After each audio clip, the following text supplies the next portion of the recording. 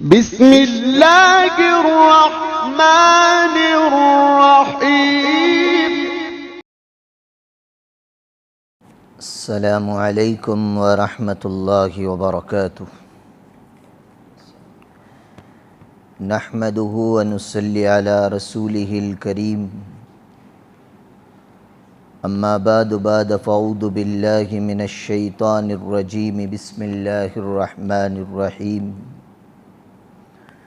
وعباد الرحمن الذین یمشون علی الارض ہونا وَإِذَا خَاطَبَهُمُ الْجَاهِلُونَ قَالُوا سَلَامًا وَالَّذِينَ يَبِيتُونَ لِرَبِّهِمْ سُجَّدًا وَقِيَامًا وَالَّذِينَ يَقُولُونَ رَبَّنَا اصْرِفْ عَنَّا عَذَابَ جَهَنَّمَ إِنَّ عَذَابَهَا كَانَ غَرَامًا إِنَّهَا سَاءَتْ مُسْتَقَرًّا وَمَقَامًا والذین اذا انفقوا لم يسرفوا ولم يقتروا وكان بین ذلك قواما والذین لا يدعون مع اللہ الہا آخر ولا يقتلون النفس التي حرم اللہ الا بالحق ولا يزنون ومن يفعل ذلك يلقى أثاما وقال تبارک وتعالی ان اللہ لا یغفر ان یشرک به ویغفر ما دون ذلک لمن یشاء وقال تبارک وتعالی ان الشرک لظلم عظیم وقال ایضا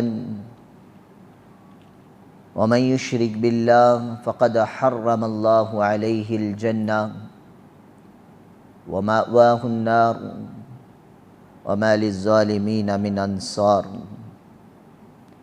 وقال تبارک وتعالی وما یؤمن اکثرهم باللہ الا وهم مشرکون وقال النبی صلی اللہ علیہ وسلم لا تشرک باللہ وإن قتلت او حرقت وقال النبی صلی اللہ علیہ وسلم کنت انی نہیتکم من زیارت القبور فزروها فإنها تذکر الآخرہ وقال ایضا فإنها تذکر الموت وقال النبی صلی اللہ علیہ وسلم لعن اللہ اليہود والنصارى اتخذوا قبورهم انبیاء و اولیاء مساجدا او کما قال علیہ الصلاۃ والتسلیم۔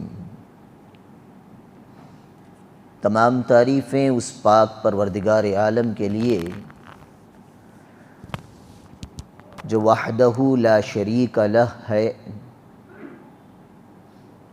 درود و سلام و آقا مدنی سرکار دو عالم حضرت محمد الرسول اللہ صلی اللہ علیہ وسلم کی ذات پر، جن کے ذریعے سے اللہ تبارک و تعالیٰ نے ساری انسانیت کو توحید کا درس دیا۔ حضرات گرامی قدر و امت مسلمہ کے نوجوانوں، ہمارا مستقل ایک عنوان چلا آ رہا ہے۔ اسی درمیان میں کل آل انڈیا مسلم پرسن لا بورڈ کی جانب سے اکابر علماء کرناٹک کی جانب سے یہ گزارش آئی کہ آج جو جمعے کا دن ہے اسے یوم صحابہ کے عنوان پر خطاب کیا جائے، یعنی صحابہ کا دن قرار دے کر صحابہ کی فضیلت، اہمیت، ان کا مقام و مرتبہ بیان کیا جائے۔ غالباً اس کی وجہ یہ ہوگی کہ آئے نئے دن جو فتنہ برپا ہو رہے ہیں، انہی فتنوں میں سے آج سے تقریباً 4-5 سال پہلے بھی مولانا سلمان ندوی صاحب نے حضرت امیر معاویہ رضی اللہ تعالی عنہ صحابی رسول کاتب وحی ان کی شان میں گستاخی کی تھی۔ ہم علماء دیوبند کا منہج اور ہم علماء دیوبند کی جو روش شریعت مطہرہ کے متعلق جو ہے، اگر ہمارے ہی علماء میں سے کوئی صحابہ کی شان میں گستاخی کرتا ہے تو ہم کھل کر بیان کرتے ہیں کہ وہ گستاخ صحابی ہے۔ تو تقریباً لاک ڈاؤن کے بعد بھی صحابہ معیار حق کے عنوان پر بات چلی تھی، صحابہ کا مقام و مرتبہ بیان ہو چکا۔ 3 سال پہلے جب سلمان ندوی میں دوبارہ امیر معاویہ رضی اللہ تعالیٰ عنہ کی شان میں گستاخانہ الفاظ جو کہے، جس کو میں دہرا کر اپنی زبان کو گندی نہیں کرنا چاہتا، اس وقت بھی ہم نے صحابہ کے مقام و مرتبے کے متعلق بات کی تھی۔ تو تقریباً ہمارے عناوین میں 2 چیزیں ہمیشہ میں پکڑ کر چلتا ہوں، چاہے عنوان جو بھی رہے، ہر عنوان کے اندر اللہ کا رسول، اللہ کا پیغام، اللہ کا حکم، رسول اللہ صلی اللہ علیہ وسلم کا طریقہ اور سیرت کو چھیڑا جاتا ہے۔ اور دوسرا عنوان جو تقریر میں ہمیشہ آپ کو ملے گا وہ ہے صحابہ کا اس پر عمل کیا رہا۔ اس سے صحابہ کی عظمت ہمارے دلوں کے اندر پیدا ہوتی ہے، تو لہٰذا مستقل یہ عنوان ہمارے ہو چکے ہیں، اس لیے آج یوم صحابہ کے عنوان پر خطاب نہیں ہوگا۔ جن کو سننا ہو وہ یوٹیوب میں عظمت صحابہ کے عنوان پر خطابات پڑے ہیں، سن لیں۔ ہمارا جو عنوان چل رہا ہے عباد الرحمن، اللہ کے مخصوص بندے۔ وہ مخصوص بندوں کے انٹروڈکشن میں اللہ تعالیٰ نے 18 آیتیں اتاری۔ ان 18 آیتوں میں 12 صفات بیان فرمائے۔ ان 12 صفات میں سے تقریباً 5 صفتیں پچھلے ہفتے تک آپ حضرات کے سامنے بیان کی گئی۔ ان آیتوں کا ترجمہ سن لیں تاکہ ہمیں پتہ چل جائے کہ وہ کون سی صفات ہیں جس کا بیان گزر چکا۔ اللہ تعالیٰ نے فرمایا وعباد الرحمن، اللہ کے خاص بندے، اسپیشل بندے، مخصوص بندے کون ہیں؟ الذین یمشون علی الارض ہونا، یہ وہ ہیں جو زمین پر دبے پاؤں چلا کرتے ہیں، یعنی عاجزی والی زندگی گزارتے ہیں۔ ان کی زندگی کے اندر تکبر، گھمنڈ، فخر، بڑائی، اس طرح کے الفاظ کا دور دور تک بھی تصور نظر نہیں آتا۔ اور اس عنوان پہ ہم نے صحابہ کی مثالیں پیش کر چکا ہوں۔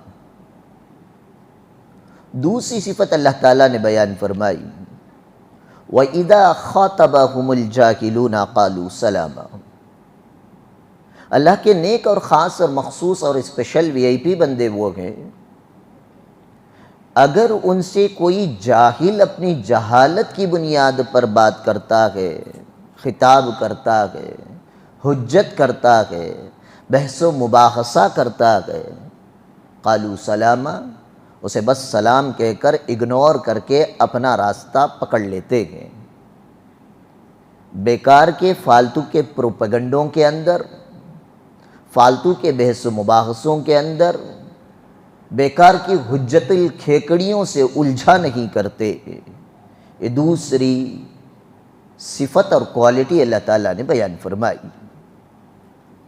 تیسری کوالٹی بیان فرمائی والذین یبیتون لربہم سجدا وقیاما، اللہ کے خاص ویری امپورٹنٹ پرسنس جو بندے کہلاتے ہیں، مخصوص بندے جو کہلاتے ہیں، ان کی تیسری کوالٹی یہ ہوگی وہ رات کو رکوع سجدے قیام کے اندر عبادتوں میں گزاریں گے، لہو و لعب کے اندر، کھیل تماشوں کے اندر، پارٹی بازیوں کے اندر، سیلیبریشنز کے اندر، پب کے زنا کے اڈوں کے اندر، کھیل کود میں، سنیما بینی میں اور لہو و لعب میں اپنی راتیں نہیں گزارتے، بلکہ اللہ تعالیٰ کی عبادت، بندگی، پوجا پاٹ، پرستش میں اپنی راتیں گزارتے ہیں۔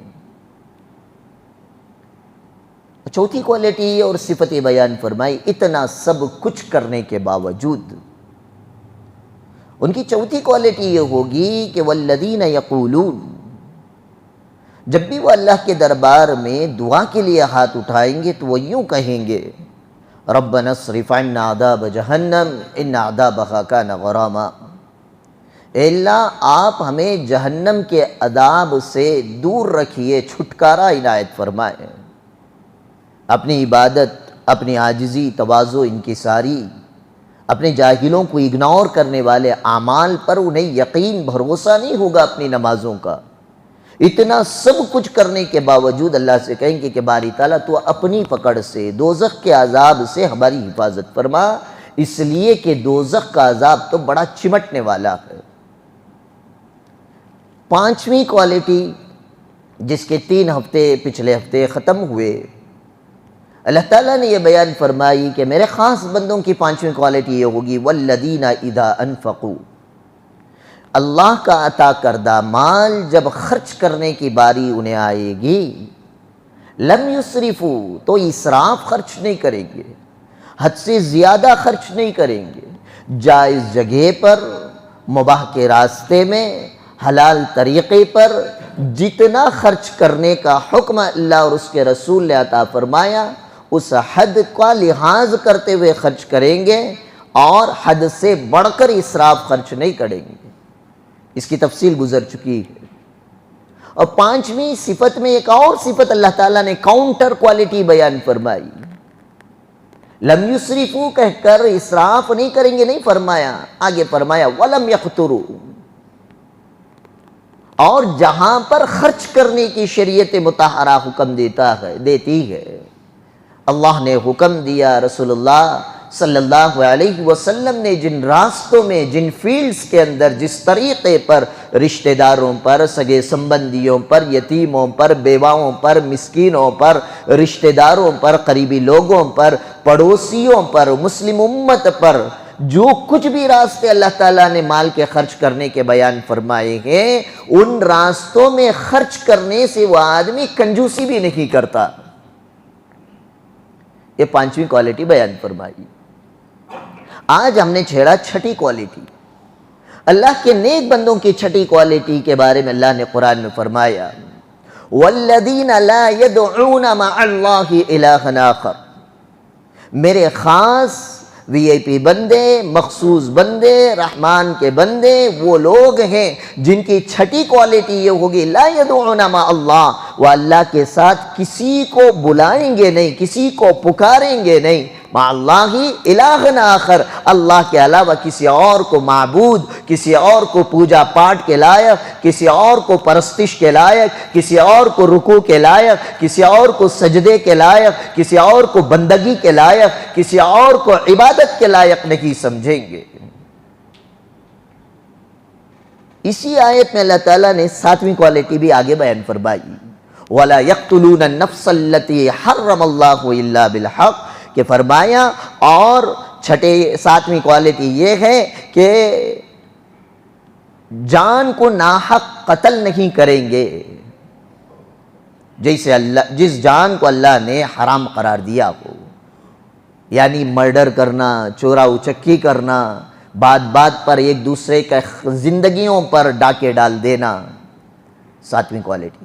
8ویں کوالٹی بھی اسی آیت میں بیان فرمائی وَلَا يَزْنُونَ، وہ بدکاری نہیں کریں گے، وہ زنا نہیں کریں گے، کسی کی عزت اور عصمت کو لوٹیں گے نہیں، ہاں، نفسانی خواہشات کی تکمیل کے لیے اللہ تعالیٰ نے نکاح جیسی چیز کو جو حلال قرار دیا ہے، اس نکاح کے ذریعے سے انسان اپنی جسمانی خواہشات کی تکمیل پوری کرے گا۔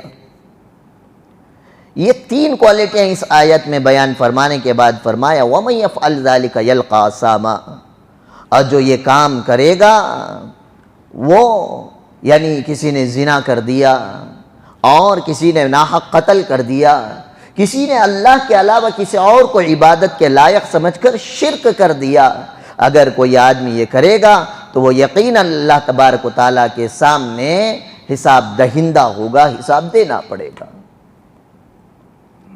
تو آج کا عنوان طے ہو گیا، ہم لوگ 6ٹھی کوالٹی پر بیان کریں گے، توحید، اور اس کا اپوزٹ آتا ہے کفر۔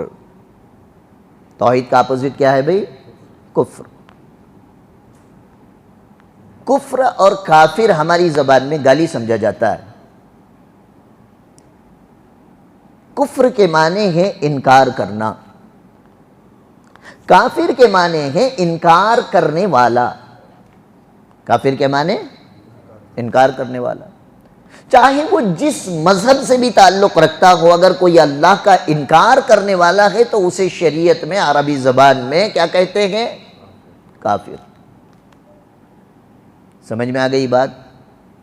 یہ کیوں آج کل میڈیا ایسے سوالات کرتی ہے، ہم لوگوں کو کافر کہتے ہیں، قُلْ يَا أَيُّهَا الْكَافِرُونَ، what is the meaning of کافر؟ آج کے مسلمان کو نہیں پتا تو وہ اس گودی میڈیا کے سامنے منہ موچ کر بیٹھ جاتے ہیں جیسے ہم نے کوئی جرم عظیم کیا ہو۔ صاف کہنا چاہیے، تم اللہ کا انکار کرتے ہو تو عربی میں اللہ کے انکار کرنے والے کو کیا کہتے ہیں؟ کافر کہتے ہیں۔ اور کفر کا اپوزٹ آتا ہے توحید، اللہ کو ایک ماننا، اللہ کو ایک ماننا۔ ان دونوں کے درمیان میں ایک چیز ہے، یہ تو یہ ہے کہ اللہ کو تو مانتا ہے لیکن ایک نہیں مانتا، 2-3 بھگوان مانتا ہے، 2-3 خدا، گاڈ اور لارڈ مانتا ہے۔ جس طرح ہمارے ملک کا 80% طبقہ جو اس ملک میں پل رہے ہیں، ان لوگوں کے عقیدے کے مطابق یہ لوگ تو صاف کہتے ہیں اشٹپ دیورو 300 ಕೋಟಿ ದೇವರುಗಳು، 3 ಕೋಟಿ 3 کروڑ دیو دیوتا کو ماننے والے یہ، اور یہ ہمارے ضد میں ہیں، اپوزٹ میں، ہم ایک کے ماننے والے، یہ 3 کروڑ کے ماننے والے۔ اور بعض وہ لوگ ہیں جو اللہ کو تو مانتے ہیں لیکن صرف ایک اللہ کو نہیں مانتے، اللہ کے علاوہ بھی 2-3 خدا مانتے ہیں، تو انہیں کہتے ہیں مشرک۔ کیا کہتے ہیں؟ مشرک۔ آخری میں سمجھاؤں گا شرک کی قسمیں، ہم لوگ کیسے شرک کر رہے ہیں۔ ہم تو یہ سمجھ بیٹھے نا ہم تو مومن ہیں، کیوں بھئی؟ لا الہ الا اللہ محمد الرسول اللہ پڑھا ہے ہم نے۔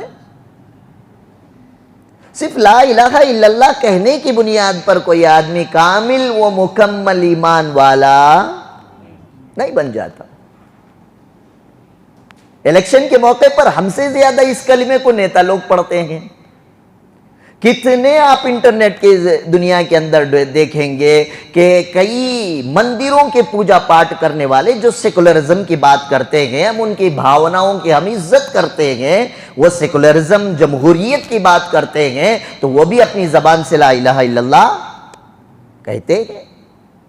کتنے شنکراچاریہ اس ملک میں موجود ہیں، ہر شنکراچاریہ کا ماننا یہ ہے کہ ایک ہی ہے جس کی بندگی، پوجا پاٹ اور پرستش کی جائے، اس کو مسلمان اللہ کہتے ہیں اور ہم لوگ اسے بھگوان کہتے ہیں۔ سناتنیوں کا یہی عقیدہ ہے۔ تو اب اس کا مطلب یہ ہے کہ کیا وہ مسلمان ہو گئے؟ کیا وہ ایمان والے ہو گئے؟ تو بات صاف اور سیدھی ہونی چاہیے، ایسی کلین اور کلیئر کٹ ہو کہ ہمیں اپنے آپ میں دیکھ کر ہمیں ڈیسائیڈ کرنا ہے کہ کیا میں توحید پر ہوں یا نہیں ہوں۔ ہمیں دوسروں سے لینا دینا نہیں ہے، اپنے ایمان کا ہمیں محاسبہ کرنا ہے۔ تو ایک تو ہے ایمان، اور ایمان والے کے لیے شرط ہے توحید اور رسالت کا یقین، اللہ کی ایکتانیت، وحدانیت، ایکتا، یگانہ ہونے کا یقین ہو، اور جناب محمد الرسول اللہ صلی اللہ علیہ وسلم کے آخری نبی ہونے کا یقین ہو، تو وہ آدمی ایمان والا کہلاتا ہے۔ اور جو اللہ اور اس کے رسول کا انکار کرے، انکار کرنے والے کو کیا کہتے ہیں؟ کافر۔ اور تیسری درمیان کی کیٹیگری وہ ہے جو اللہ کو تو مانتے ہیں لیکن صرف ایک اللہ کو نہیں مانتے، 2-3 خداؤں کو مانتے ہیں یا 3 کروڑ خداؤں کو مانتے ہیں، تو ایسے آدمی کو شریعت مطہرہ میں کیا کہتے ہیں؟ مشرک۔ تو اللہ تعالیٰ نے اسی کی طرف اشارہ فرمایا، والذین، میرے خاص بندے تو وہ ہیں، لا یدعون مع اللہ الہا آخر، اللہ کے ساتھ کسی اور بھگوان، کسی اور گاڈ، کسی اور لارڈ، کسی اور کو اپنا بڑا دیوی دیوتا سمجھ کر اسے پکارا نہیں کرتے، اس کی بندگی نہیں کرتے، اس کی پوجا پاٹ نہیں کرتے، اس کی پرستش نہیں کرتے، اس کے سامنے ماتھا نہیں ٹیکتے، اس کے سامنے رکوع اور سجدہ نہیں کرتے، اور اس کے طواف کے چکر نہیں کاٹا کرتے۔ یہ شرک، یہ بدترین گناہ ہے۔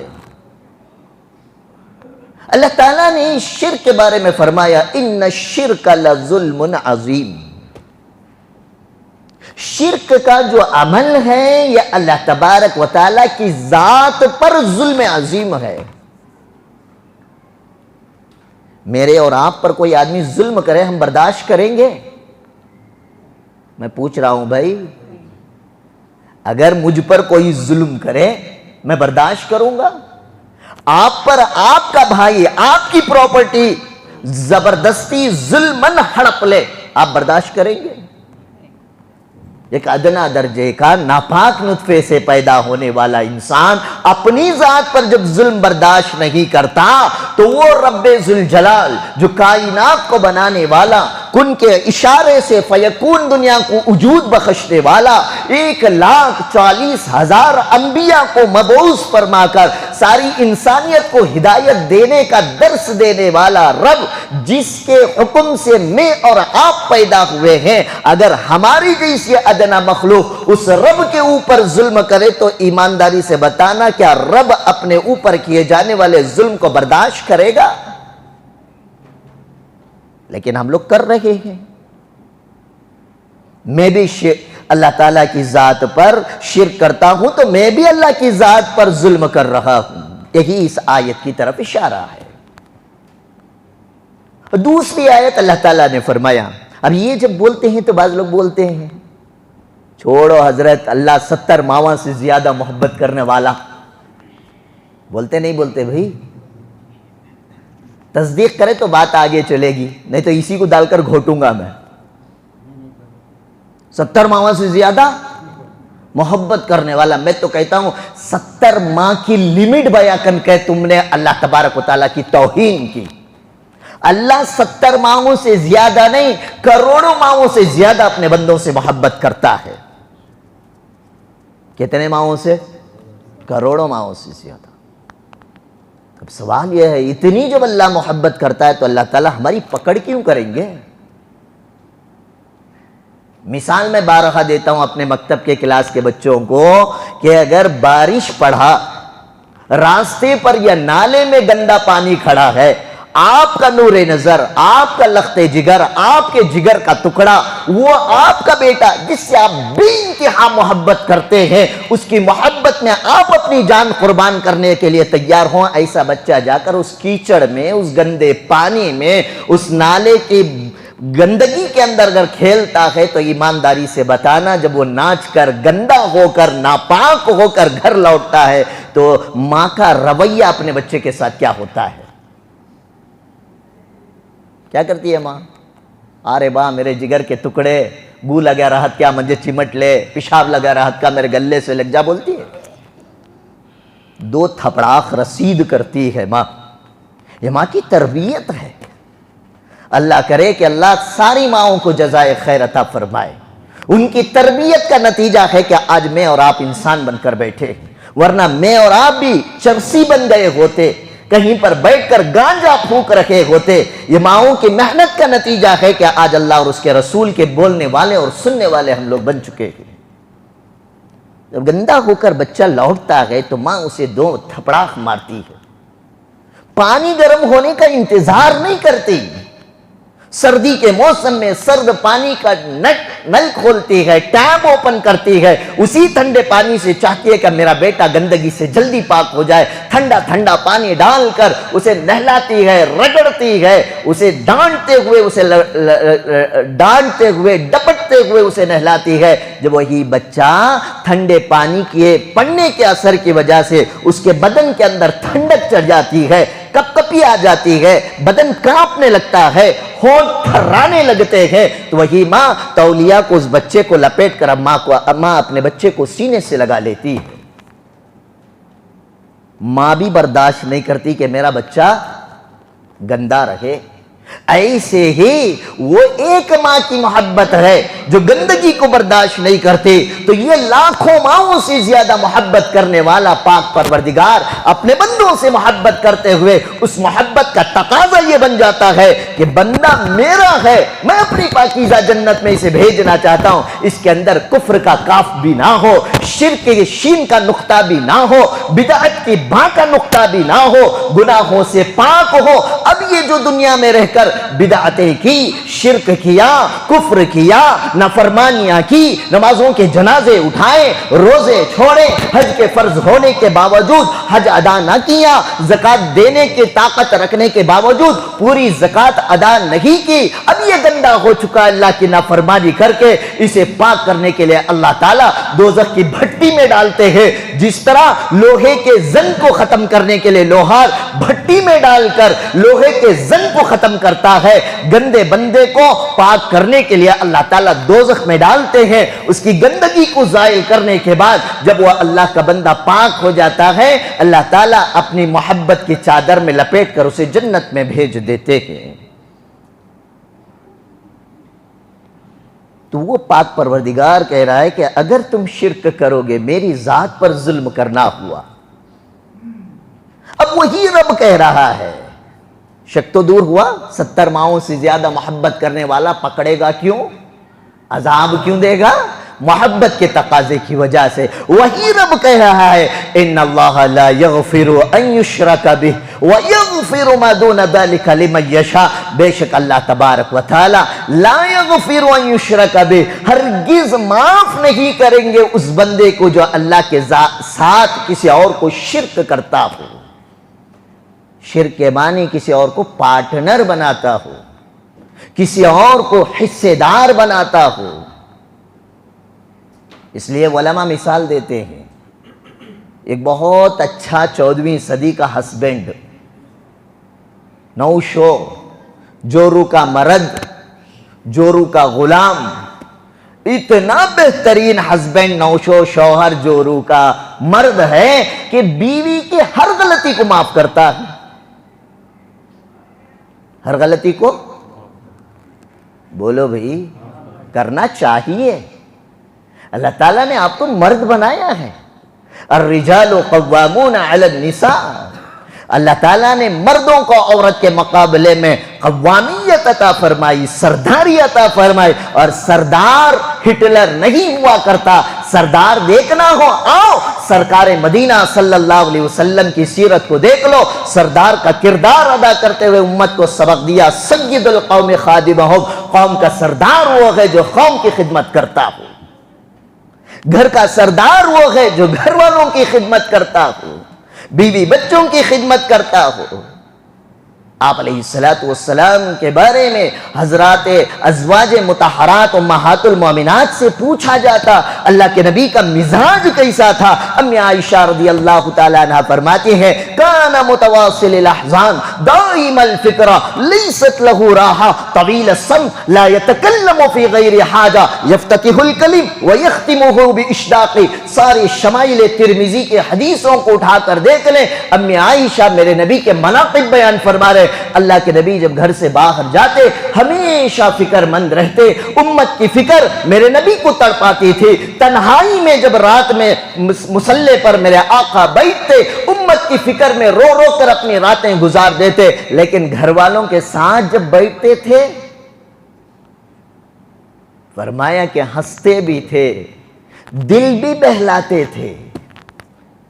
پتہ یہ چلا وقت کا نبی ہو، گھر والوں کے ساتھ اپنا کردار بہتر ہونا چاہیے۔ اب ایسا بہترین شوہر بیوی کی ہر غلطی کو معاف کرتا ہے، وہ کھانے میں نمک زیادہ کر دے معاف کر دے، چائے میں چینی ڈالنا بھول جائے معاف کر دے، گھر کو گندا رکھتی ہے معاف کر دے، آپ کے کپڑوں پر آئرن نہیں کرتی آپ نے معاف کر دیا، اپنے اخلاق کا کردار کا مظاہرہ کیا کہ میں بہترین شوہر ہوں۔ کیوں؟ اللہ کے نبی نے فرمایا انا خیرکم خیرکم لأہلی وانا خیرکم لأہلی۔ آقا مدنی نے فرمایا اے صحابہ میں تم میں سب سے بہتر ہوں، میں تم میں سب سے بہتر ہوں۔ کیوں؟ اس لیے کہ میں اپنے گھر والے بیوی بچوں کے لیے بہتر انسان ہوں۔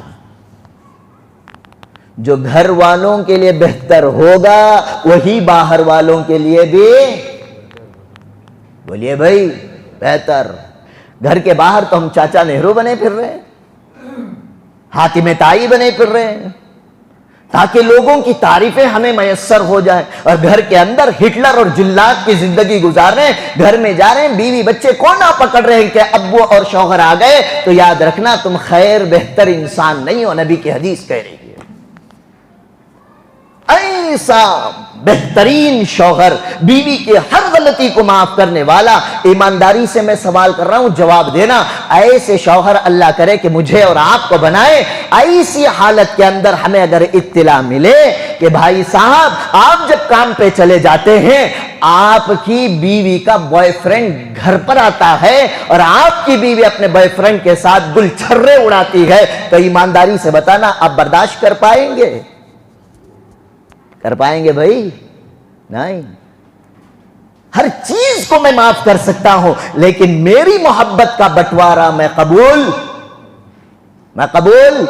نہیں کر سکتا۔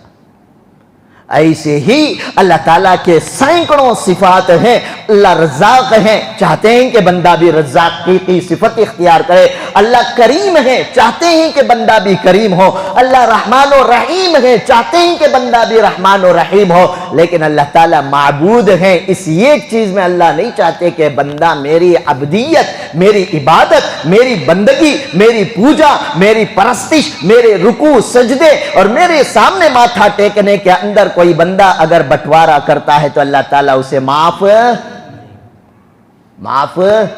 نہیں کرتے۔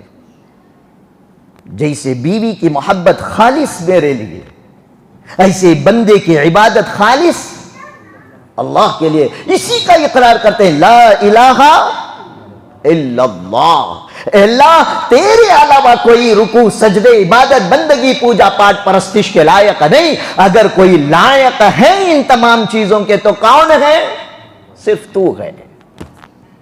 بات سمجھ میں آئی؟ تو یہ شرک، محبت کا بٹوارا، محبت میں حصے دار بنانا، محبت کے اندر پارٹنر اور بوائے فرینڈ کا تلاش کر لینا، جس طرح ایک شوہر برداشت نہیں کرتا اسی طرح رب ذوالجلال بھی اپنی عبادت کے اندر بٹوارا، حصے داری، بوائے فرینڈ برداشت بولیے بھائی نہیں کرتا۔ بات سمجھ میں آ گئی؟ اب سمجھو قرآن ایسے ہی بیان کر رہا ہے ان اللہ لا یغفر ان یشرک بہ، بے شک اللہ تبارک و تعالی معاف نہیں فرمائیں گے جو اللہ کے ساتھ کسی اور کو شریک کرتا ہے،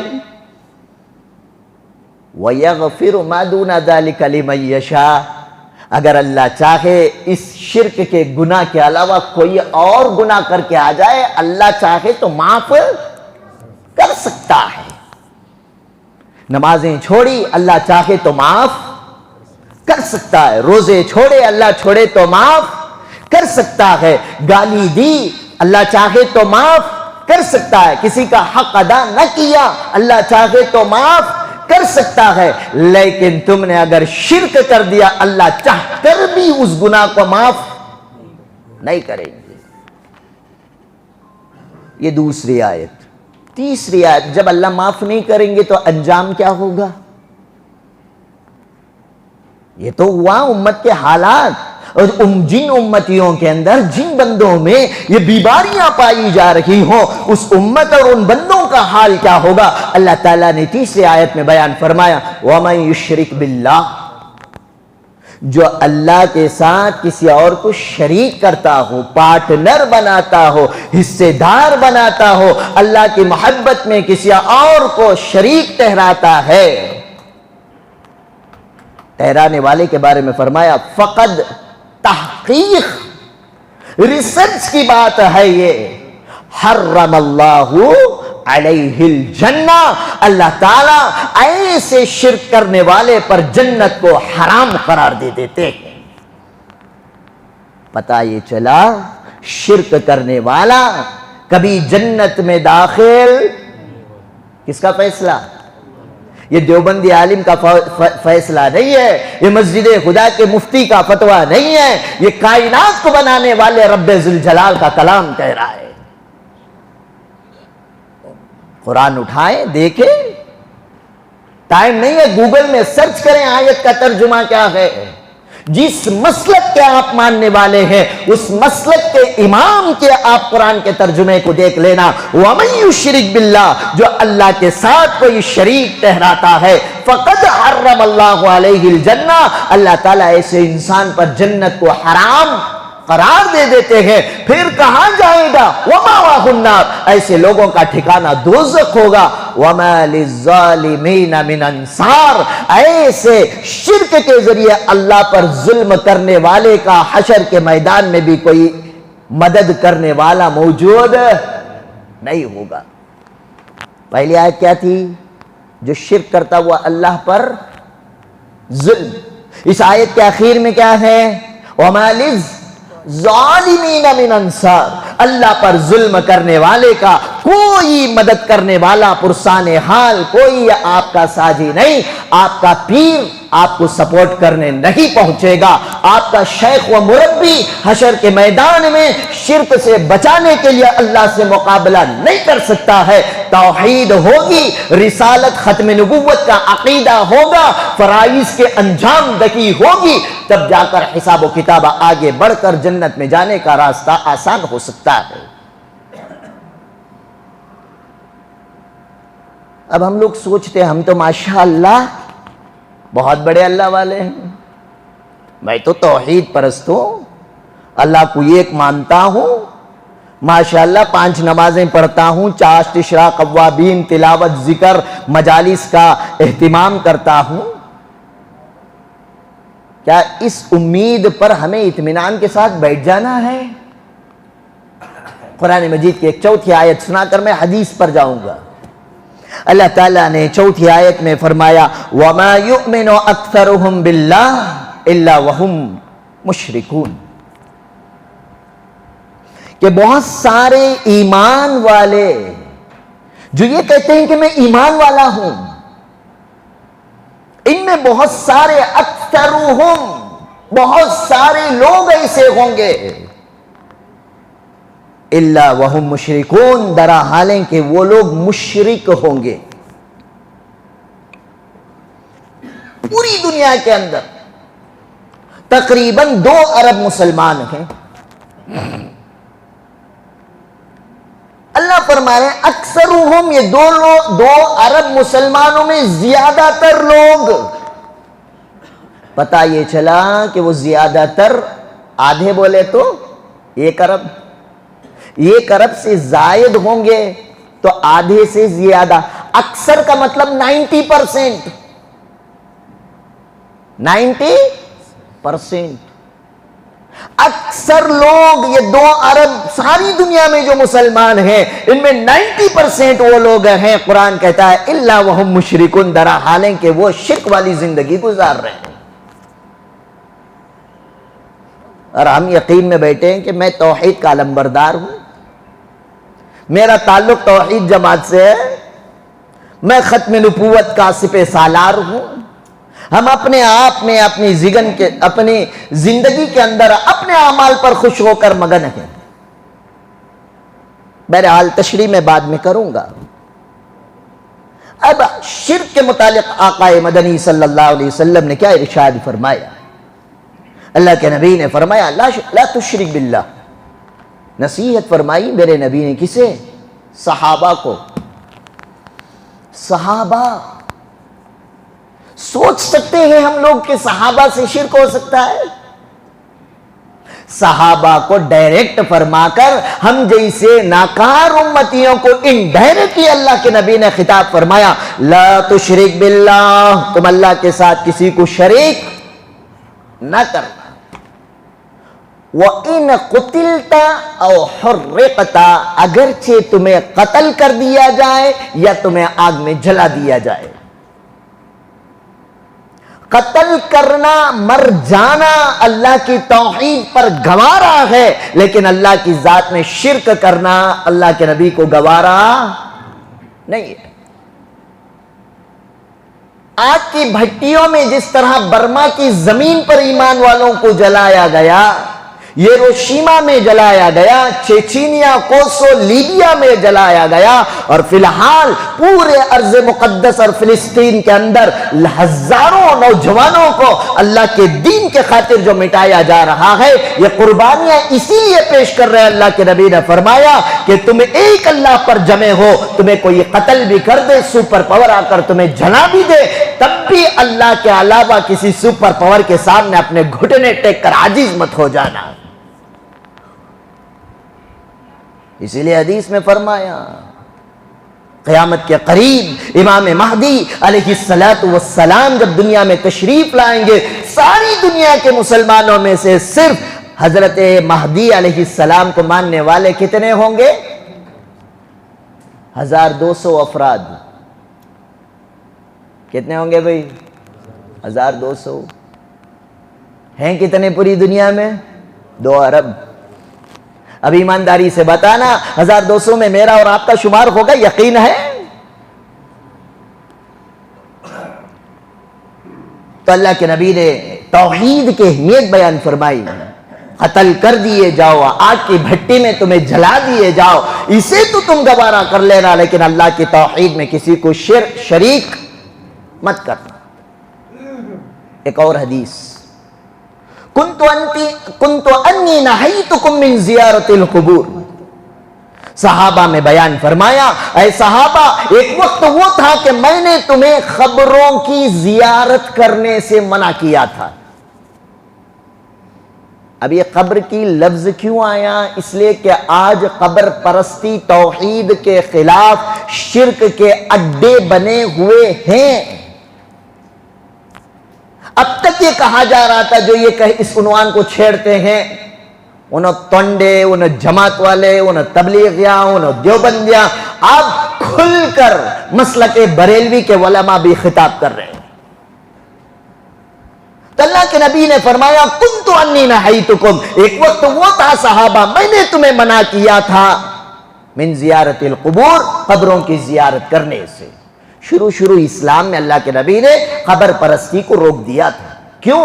ابھی یہ کفر سے آئے ہیں، شرک سے آئے ہیں، بت پرستی سے ایمان میں آئے ہیں. دوبارہ جائیں گے کہیں ایسا نہ ہو کہ وہ جو زمانی جاہلیت میں بت پرستی، کعبے کے اندر 360 جو بت رکھے ہوئے تھے، ان کی پوجا پاٹ اور پرستش اور تعظیم کیسے کر رہے تھے، کہیں اس قبر والے کی بھی ویسے ہی تعظیم کرنے نہ لگ جائیں. اس لیے کہ اللہ کے نبی نے منع فرما دیا تھا کہ تم کسی بھی قبر کے پاس نہیں جاؤ گے. جب دیکھا صحابہ کا ایمان بن گیا، توحید کے علم بردار بن گئے، جو صحابہ اللہ کے انکار کرنے والے تھے وہ اللہ کے لیے اپنی جانوں کی قربانی دینے والے بن گئے. اب اللہ کے نبی نے فرمایا فَزَرُوهَا، جاؤ تم قبروں کی زیارت کرو. اب زیارت کا مطلب کیا؟ ہماری زبان میں زیارت کرتا ہوں، مرے سو 3 دن کو بوندی، یہ آج کل بنگی سو بوندی. یہاں بیٹھی ہیں پرانے ہمارے، میرے بچپن میں کبھی زیارت میں بوندی دیکھے نہیں بھائی، مرمرے آتے تھے. سو یاد ہے؟ مسجد میں، مسجد کے باہر حاصر بچھا کو مرمریاں کا موٹا، اس میں گنا ڈالتے، سیب ڈالتے، انگوراں ڈالتے، ہاں ڈال کو فجر کی نماز کے بعد پورے مسلیاں گول بیٹھ جاتے. الحمدللہ امام صاحب یاسین کی کیا کیفیت پڑھتے، تب کہ انہوں شیخ الحدیث پردہ کو الفاتحہ پورے ہاتھاں اٹھا کو پردہ لے کر تو ماشاءاللہ مرحوم محترم جنت الفردوس کو پہنچ گئے. اس کے بعد کوران دیتے بھر لگ جاؤ بھائی ہماری زیارت وچ. آج کل ذرا ماڈرن زمانہ آئے گا، زیارت کی بوندی تبرک کرتے. کبھی جاؤ فجر میں قبرستان میں کتے ہی معلوم انہوں کئی کو یتے تے موٹے ہی معلوم فل بوندی کھاتی. گیٹ کنے ایک پتھر رکھ کو چھوڑی کسے نہ کو انہیں دال ڈالتا سو کتے آ کو بوندی کھا رہی ہیں. وہ پیسے سے کسی غور غریب کے گھر میں ریشن دلا دیتے، وہ بیوہ وہ یتیم ایک ہفتے تک کھاتے، ان کی آنتڑیوں کی دعائیں تمہیں لگ کر تمہاری قسمت چمک جاتی. بھائی سالے ثواب کرنا ہے نا، ہم منکر نہیں ہیں. مرحوم کو ثواب پہنچائیں پیٹ بھروں کو کھلا کر. 10واں 20واں 40واں 56 برسی کے نام پر دعوتیں شاوتیں اور اس طرح کی بریانیاں یہ وہ کھانے کے بعد انگلی کرتے ہوئے دانت میں کاڑی کرتے ہوئے خالق جاتا سنے پیٹ بھرا بولتا ہے سب بھی برابر تھا، ذرا کول ڈرنک نہیں تھا. تیری اماں کے جنازے میں کول ڈرنک بانٹتا رہے. ایسے پیٹ بھروں کو کھلائیں گے تو ثواب ملے گا. کاش کسی یتیم خانے کے یتیموں کو جا کر کھلا دیتے، کسی یتیم بچوں کے مدرسے میں جا کر کھلا دیتے، کسی اناتھ آشرم کے اناتھ بچوں کو آپ کھلا دیتے. ان کے کھانے کی بدولت ان کے پیٹ سے نکلنے والی دعاؤں کا حق تمہارا مرحوم بن جاتا. بہرحال ہماری زیارت یہاں تک ٹکی ہے سو دیغا میں. اب ایک نئی زیارت حرمین الشریفین. پہلے ایک جنا محلے سے حج کو جا گئے تو پورا محلہ حاجی صاحب کو چھوڑنے محلے کے باہر بولو بھائی جاتے تھے. حاجی صاحب آ رہی کہ تو ان کی تعظیم ان کی توقیر. اور خدا کی قسم اس دور میں جو حج کر کے آ جاتا تھا وہ حاجی ہدایت یافتہ بن جاتا تھا. اس دور میں گنے چنے حاجی ہوتے تھے. حج کر کر آنے کے بعد اس حاجی کو کبھی ہم نے شراب پیتے ہوئے نہیں دیکھا، جوا کھیلتے ہوئے نہیں دیکھا، سٹا چلاتے ہوئے نہیں دیکھا، داڑھی مونڈتے ہوئے نہیں دیکھا. اور آج حج عمرہ ٹورسٹ بن چکا ہے. گھر کو بھی آپ کو شیونگ کرنے وقت حاجی برداشت نہیں کرتا. ایئرپورٹ پہ صفن صفا دکن دکا.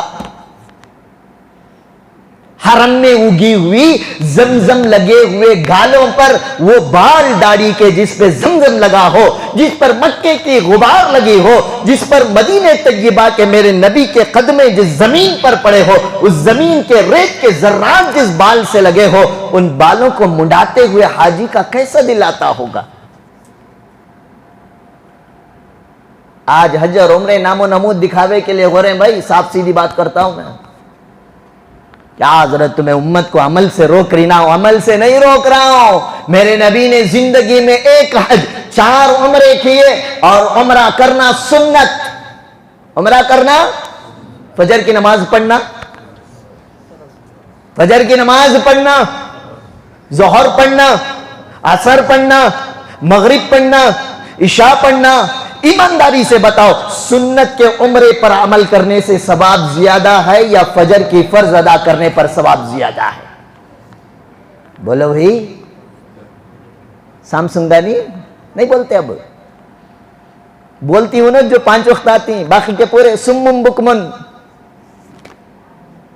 سنت عمرہ ادا کرنے پر ثواب زیادہ ہے یا فرض نماز ادا کرنے پر ثواب زیادہ ہے؟ بولو جی. میں بھی چھوڑتا نہیں. کیا کرنے پر؟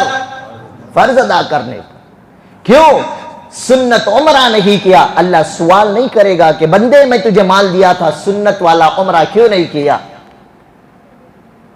لیکن نماز چھوڑا تھا تو میرے نبی نے فرمایا اول ما یحاسب یوم القیامت الصلاۃ. قیامت کے دن سب سے پہلے اعمال کا جب حساب و کتاب کا آغاز ہوگا تو سب سے پہلے کس کا حساب ہوگا؟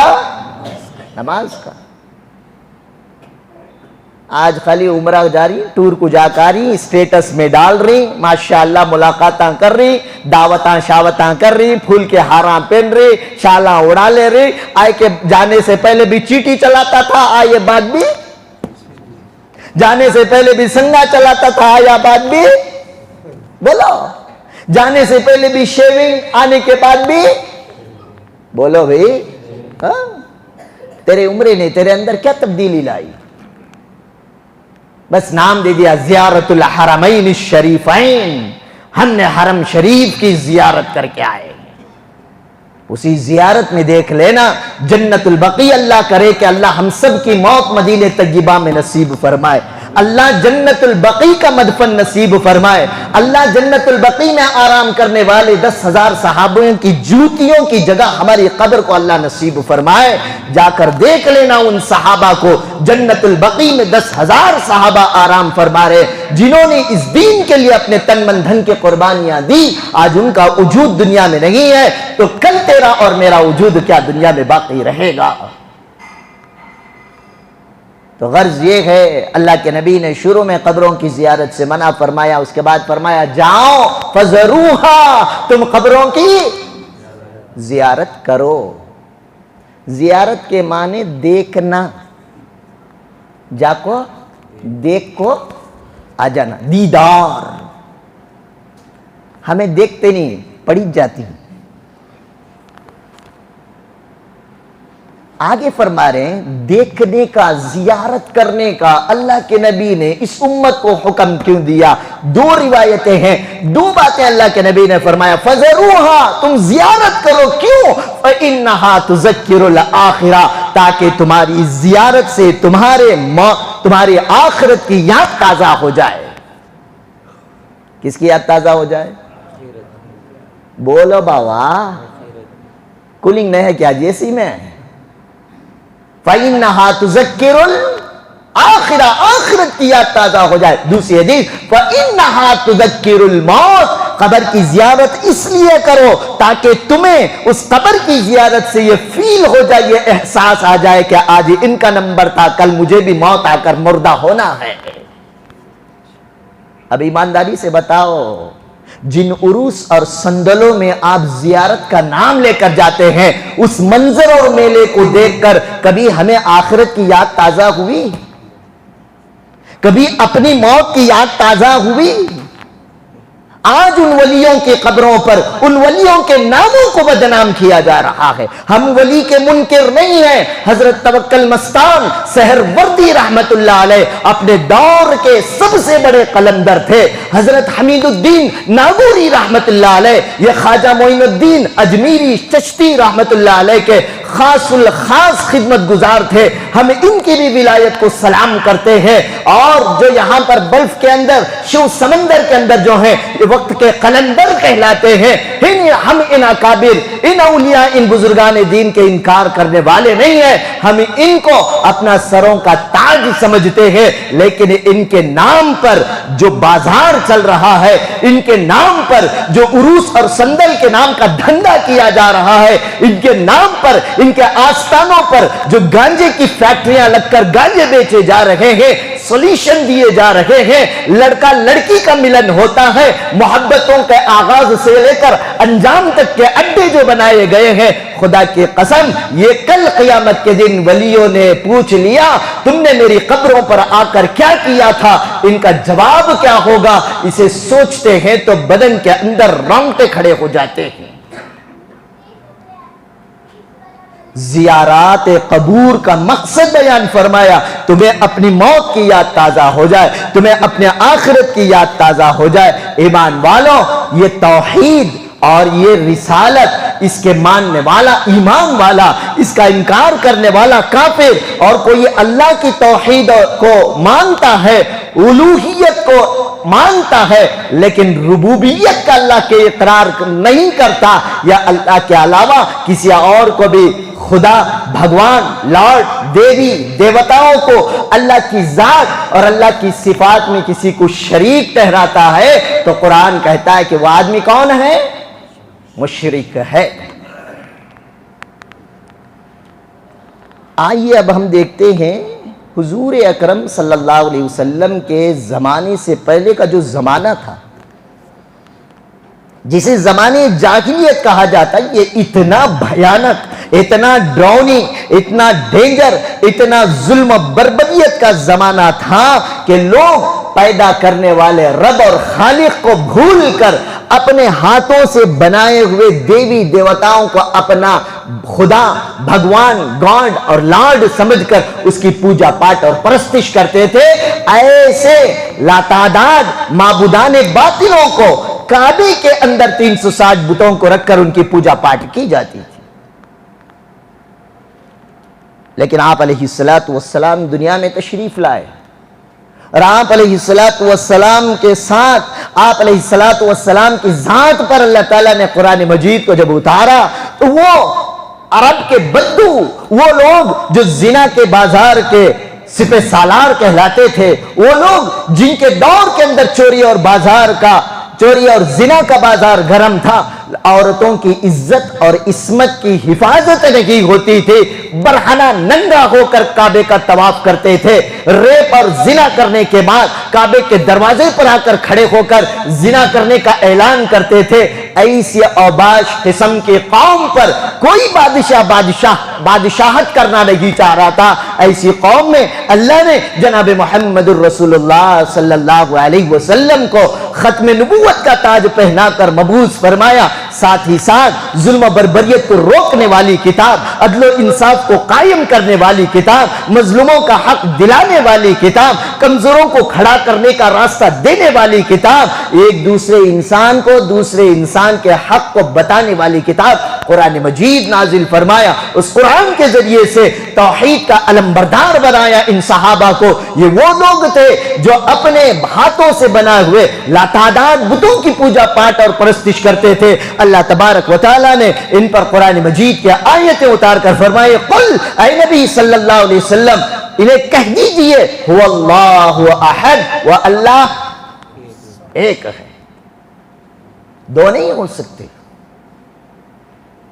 سورج کے نکلنے کے بعد دن کے ہونے میں مجھے اور آپ کو ڈاؤٹ آ جائے، ہماری بینائی پر شک آتا ہے، لیکن اللہ کے واحد توحید ایک اور یگانہ ہونے میں اگر ڈاؤٹ آ جاتا ہے تو ہمارے ایمان پر ہمیں شک پیدا ہو جانا چاہیے۔ اللہ نے فرمایا وہ اللہ ایک ہے، ایک سے زائد نہیں ہو سکتے، یہ ساری کائنات کا نظام چلانے والا ایک ہے۔ اگر ایک سے زائد ہوتے لو کان فیہما آلہۃ الا اللہ لفسدتا، ایک سے زائد اگر بھگوان، الہ، معبود، پوجا پاٹ، پرستش کے لائق اگر کوئی اور بھی ہوتا تو اس کائنات کے دھرتی کے اوپر یہ جو نظام کائنات چل رہا ہے، اس نظام کائنات کے اندر فتنہ اور فساد برپا ہو جاتا۔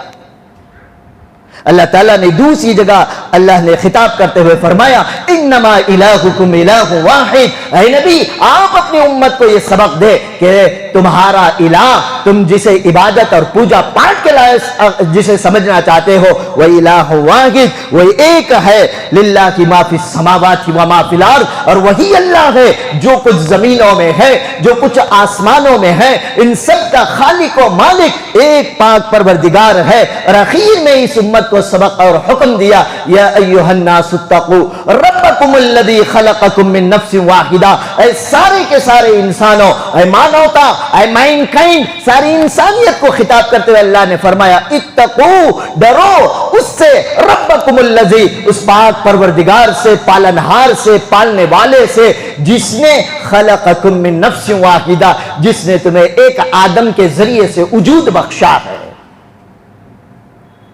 بہرحال اللہ تبارک و تعالیٰ نے توحید کا بھی درس دیا، توحید کے علاوہ دیگر چیزوں کو پوجنے والوں کو اللہ تعالیٰ نے فرمایا، لا تسجدوا للشمس ولا للقمر، تم نہ سورج کی عبادت کرو، بندگی کرو، نہ چاند کی پوجا پاٹ اور پرستش کرو، واسجدوا للہ الذی خلقہن ان کنتم ایاہ تعبدون، بلکہ اس پاک پروردگار کی عبادت و پوجا پاٹ اور پرستش کرو جس نے ان چاند، سورج جیسی مخلوقات کو پیدا کیا ہے۔ تو اللہ تعالیٰ نے انسانوں کو قرآن مجید کے اندر 12 درس دیا۔ اور آپ کے لیے میں ایک بات بتا دوں، مکے میں جو کفار تھے، مکے میں جو مشرکین تھے، اللہ کے نبی صلی اللہ علیہ وسلم کے دور کے اندر جو لوگ تھے یہ اللہ کو نہیں مانتے تھے، نہیں مانتے تھے،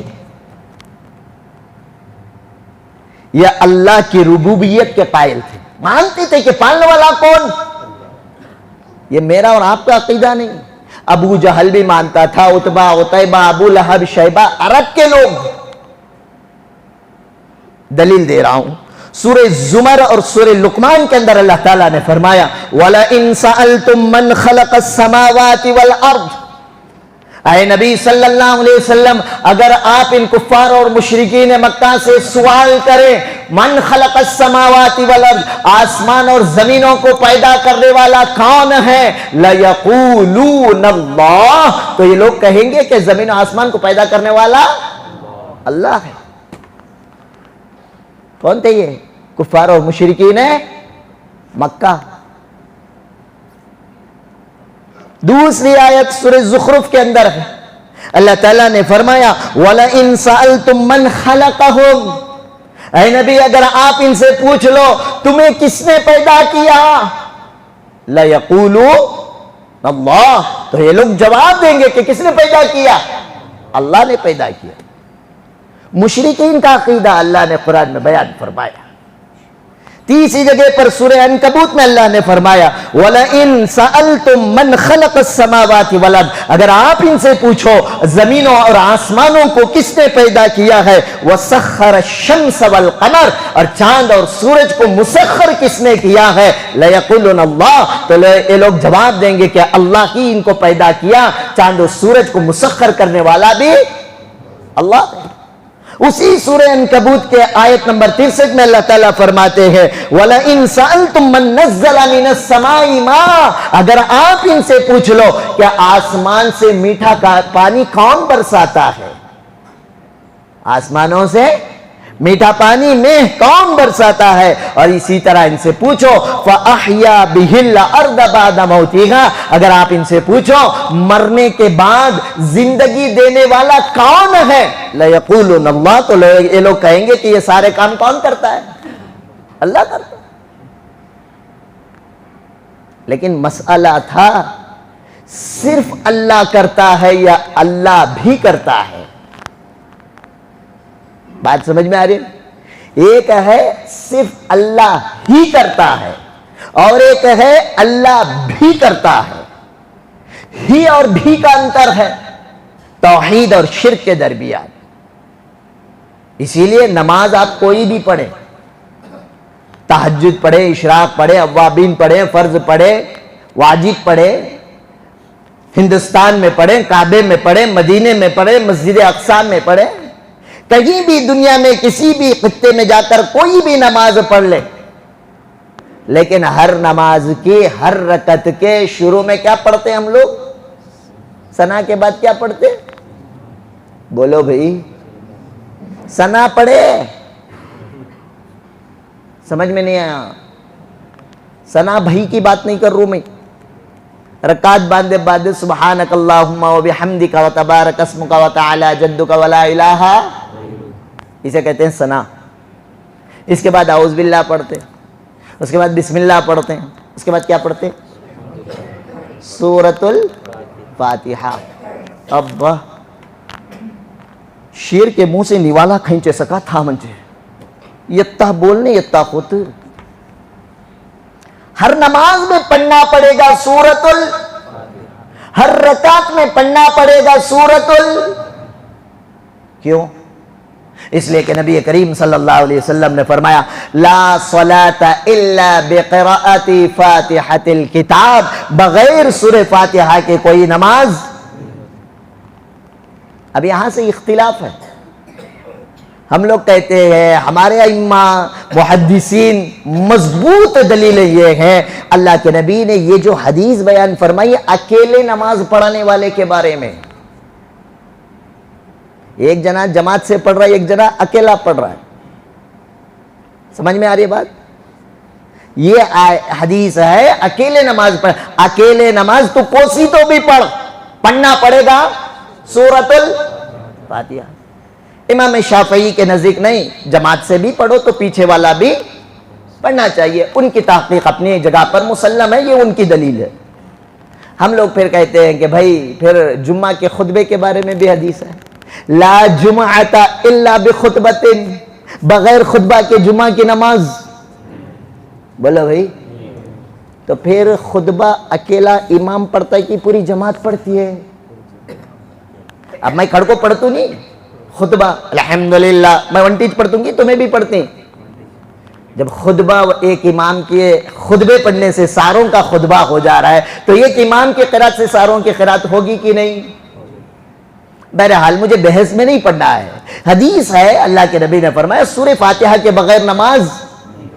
آخر کون سا فارمولا ہے جو اللہ تعالیٰ نے ہر نماز کی ہر رکعت کے اندر سورہ فاتحہ کو رکھا؟